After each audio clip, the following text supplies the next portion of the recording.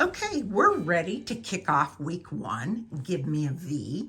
This is the block or the pattern that we will be knitting, and this particular one uses 3 colors. It uses A, B, and C.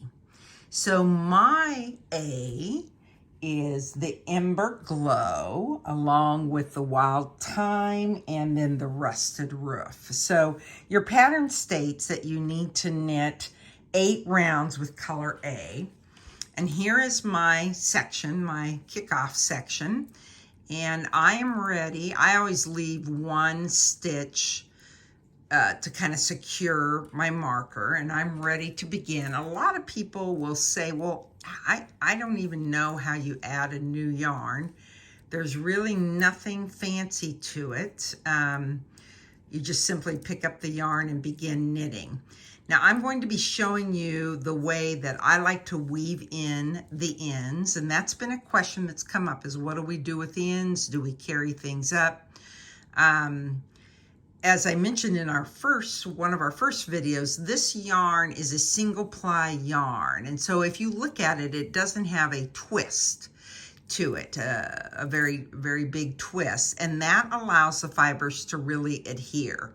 So you could even go and simply tie these yarns together. And I'll be showing some examples of that as we go along, and be okay with it. But I am going to do a jogless stripe here. And so what I will do is I will knit around and then do the jogless stripe. I hope you had good success with that last week.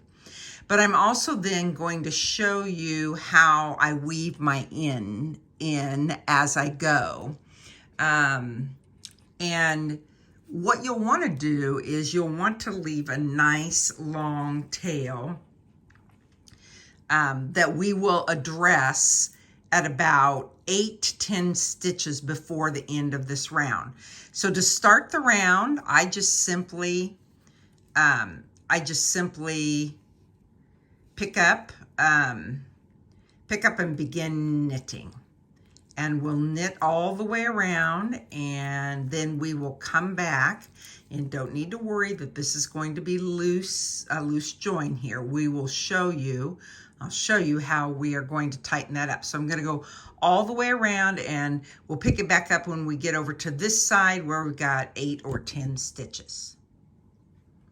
I've knit around to the last 8 stitches, and I'm going to show you 2 things here. I'm going to show you how to secure and weave in these ends as we go, and then I'll demonstrate the jogless stripe again. I'm 8 stitches out from the beginning of the round, and this is my tail from when I started the round. And I'm just going to bring it between those needles. And then I'm just going to, this is where you're going to be knitting with both hands, kind of.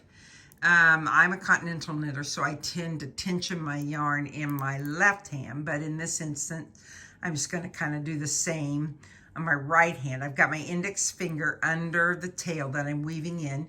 You go into the stitch, and you go under that yarn, and then you wrap the tail. You wrap, and you unwrap the tail. And if this is going to be loose, and then the next one you do just plain. Okay, let's do it again.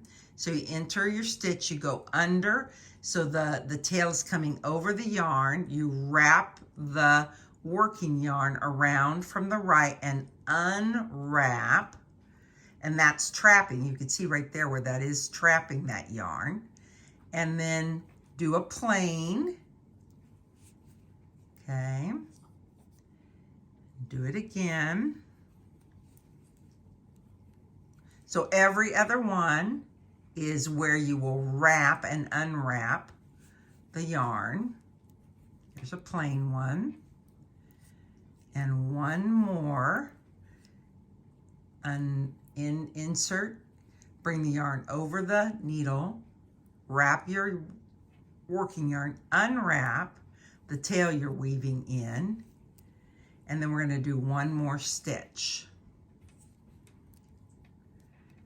And you will see that this is out here. I'm just not going to do anything. We'll take that and bring it back around when we come back around. I'm just not going to do anything at this point, except I may snug that up. Watch as I snug that up, and that will help reduce that tail. I'm not gonna finish my snug up until I've kind of gone around again. So now I'm ready, and I'm going to move the, see if I can get these stitches. There we go. Move the marker. And now I'm going to weave in this end. And that's from the section before. And I'm going to put that in my left hand, and I'm going to work with my working yarn in my right hand again. And I am going, you're kind of doing two things here. So I am going to do a jogless stripe. So I'm going to bring that right leg up onto the needle. You don't always have to do a jogless stripe, and if it doesn't bother you, don't mess with it. And I'm just gonna knit this one before I start to, I gotta knit them together. I'll knit these two together before I start weaving in ends, okay? And again, everything's just gently pulled. You don't have to worry about snugging it and getting it all tight quite yet. Now I'm going to start to do the weaving. So I'll enter, bring the yarn over the tail I'm weaving in, wrap the working yarn, unwrap the tail, trap. Now I'm going to do a plain one. Now we're going to do a trap. Goes and unwrap, plain, trap, goes under the tail, wrap with your working yarn, unwrap, and then that traps that right there. You can see the yarn. And I do 8, so sometimes I do 10, sometimes I do 6, depending on how long my tail is. Let's see what we've done here. 2, 4, 6, 8, 9. I'm just gonna do one more for good measure. And then now I have wove in that tail. So if we look on the back, you could see where the sandstone tail is woven in here. And then if we look over here, you can see where we've woven in the other tail. So these tails are now over about 1 inch from the beginning.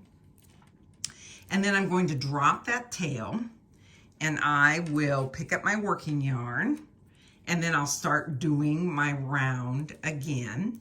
And I'm gonna go all the way around before I tug up those ends that I wove in. And so we'll come back and take a look at how they look after I've done another round. Okay, I'm approaching the end of this round, and you will see where that tail is hanging out to the front. So you simply knit up to it.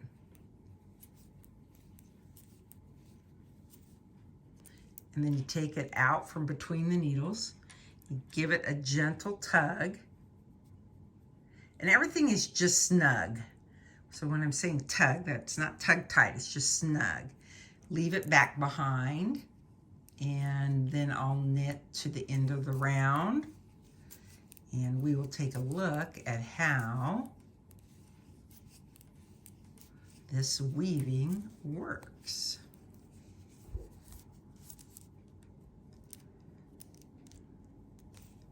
So I'm at the end, and I'm going to take that sandstone and I'm going to pull him up. Sorry. It really looks nice. And I will continue now working. I have to do 8 rounds before I get to the color work portion of this particular pattern. So I'm just going to keep going around, and we'll come back and revisit this and see how it looks. But those ends, turn it around, those ends are going to be in the back. They're here. And just see how it's really, I love it for really eliminating holes. And the other thing you can do, what I did with mine, you can weave this back in if you want to, but you don't really need to. You can just clip it off here about 1 inch, and it will adhere to your fibers, as we talked about the whole single ply kind of thing. If you're more comfortable, you can weave it, do something like that. You wouldn't have to weave it in here. You could have tied it right here and left it, or you could weave it in the traditional manner. You can also weave in as you go. Now, I didn't do that. I did a lot of this, and so when I was all done, before I did my Kitchener, the Infinity Cowl together, the Victory Cowl, I went through and kind of cut off some ends, did a little bit of weaving, and got it how it looked. But you can do it along the way. It's really more personal preference. So we'll knit our 8 rounds, and then we'll see you back here to talk about how we're going to do the next section. I've completed rounds 1 through 8 using color A, and now we're ready to begin round 9, and this is 9 through 13. We'll begin to create our arrow, and we're going to use the wild thyme.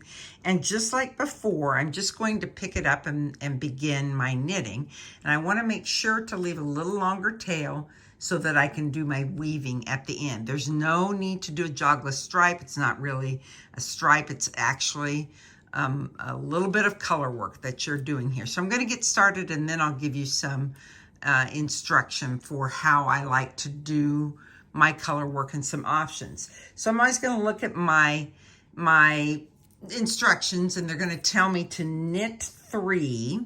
And so you'll knit 3 with A, and you'll notice on instructions that there are asterisks. And then what the asterisks mean is you will repeat to the end. And so it's knit 3 with A, and then knit 2. So again, I'm just going to pick it up, and I'm going to knit 2 with the green. Okay. Now there's several options, and then the next step would read knit 2 with, knit 2 with B, and then knit 3. So it's going, I like to look at my patterns and say, what's my rhythm here? Knit 3, knit 2, knit 3, knit 2, knit 3. So it's 3 with the gold color and 2 with the green. Now there's going to be a little bit of gap here, but that's all right. We'll fix that when we come back. And there's several ways that you can do this. So I'll show you how you can do it in, there's 3 different ways that you can really do your color work. And you can carry it, you can just let it flow behind you and pick it up and knit. So now we're ready for 3 gold. We knit those, and then we pick up from underneath, and we would knit, just leave it there, and then you would knit with your green. So, you know, as with all of it, when we start it, it's a little bit of fiddle. So then if you're a thrower, you would find your green yarn and you would pick it up from underneath the gold yarn. That helps to close the gap a bit. So the gold yarn, you pick it up from underneath, and you would knit 2. I'm a Continental knitter, and I've even taught those knitters that throw how to do their color work in the Continental style. And so with the Continental, you tension your yarn in your right hand, in your left hand, and you wrap it around your pinky, and then it goes under and over. And then what we do in Continental is we pick it off that index finger. But in color work, you wrap it, and then you put your finger between the 2 colors, and you're shuttling it or tensioning it across so that there's a little bit of gap between the 2. And then you'll come and you'll go over and you'll get your 3.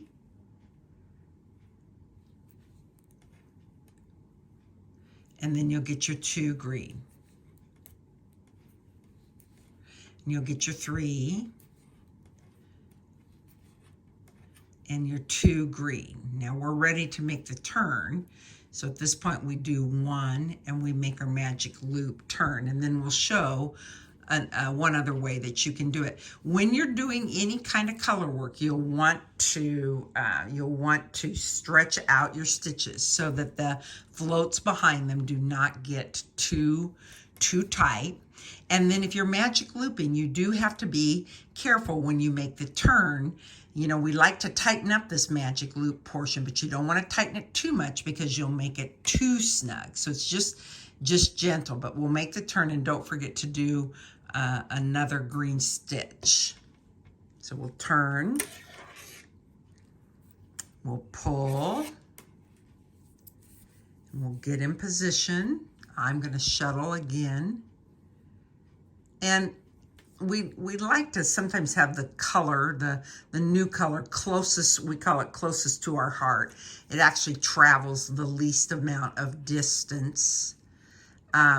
This pattern is pretty, it's equal, and so there isn't a huge necessity. When we get to one of our other color work patterns, you might want to be more conscious of that. You see, I'm just gently tugging that up, and then I'm going to do my 3 gold and come back and get to green. Now there would be one other way that you could do this section. You could put your green yarn, shuttle it in your left hand, and put the gold yarn in your right hand. So you're basically working like this. And then you would knit with your, like a throw with the gold yarn, and you would actually pick the green yarn. And again, you want to give this a little bit of a stretch so it doesn't get too tight. You really get a system. This is a nice project to practice your color work technique, you know, and however you get it done is really okay. There's no right or wrong way to do it. There's no way to make it just perfect. It's just a matter of getting used to it. Then when we get back around, we will do our color work, but we will also do our weaving in. All right, I'm down to the last 8 stitches before the end of this first round, and so we can do our weaving again. You know, if this gets a little too confusing, don't worry about it, because you are working with 3 different yarns here. So weave, and a plain, and a trap, and then we're gonna weave again, and this time we're gonna pick up. So in this instance, I would keep both my working yarns both in my right hand. I wouldn't be continentaling them at this point as I'm weaving. Now I'm ready for a trap. Pick up the gold yarn, unwrap, do a plain, and a plain, a trap, and then finish with, oh, sorry, I get to looking and I forget that I'm not on camera. Sorry about that. And then we'll do another trap with the green, unwrap, and one more plain. And then I'm going to give, so then there's that little extra. So then you come down here and Millie says, give it a tug. Okay, so you give it a tug, and again, I'll cinch it up again after I've gone another round. And so now I'm ready for rounds 10, 11, 12, and 13 that will all use this green color, and then I will be switching. The gold's going to carry all the way up, so I won't have to weave it in.